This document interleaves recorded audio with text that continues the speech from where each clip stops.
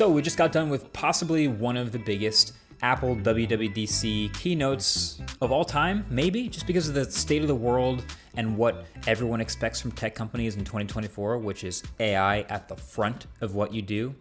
Interestingly, with Apple this time, Apple had AI at the back half of what they did. Literally the entire first half of the keynote, they didn't say AI once, 0 times. Then the second hour, they basically just went, all right, yeah, we actually do have a lot of AI stuff to share with you. And they just spit it all out. And of course, they did manage to brand it because, of course, they did. AI for them is now Apple Intelligence. But look, I watched and live tweeted the entire 2-hour-long keynote, so you don't have to. And I've gathered all my thoughts on all the most important announcements. So this is everything you need to know that's new and some of my takes on it. So I'm gonna go in the same order that Apple went. I'm gonna start with Vision OS, and we're already on, somehow, Vision OS 2.0, less than half a year after the Vision Pro first got announced. And there are some solid new features, but I don't know if I would call this 2.0 worthy. It feels more like a 1.2 update, but okay, whatever. We'll go with it. So there's a new wrist turn gesture to quickly see the time and your battery percentage, and then you can jump right from there into the control center instead of having to look way up at the ceiling like you had to before every time.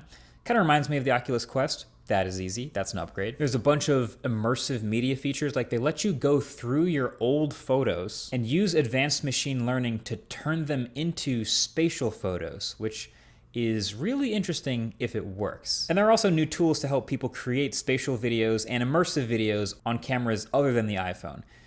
But then, of course, you can only view them on a Vision Pro, so who knows how valuable this will actually turn out to be. But then this year, Mac mirroring will get way more resolution thanks to it now doing the foveated rendering on the Mac. So basically, it frees up a ton of resources and it lets you do up to double the resolution. So you could do a gigantic ultra-wide if you want it to be. That is way more room for windows and activities.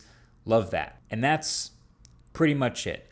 Again, it's not the biggest 2.0 update we've ever seen, but it does feel like there's some nice updates in there, including some new environments and the ability to rearrange your home screen.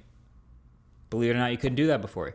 Now you can. But speaking of rearranging your home screen, iOS just got one of the biggest, or at least most interesting updates in a long time.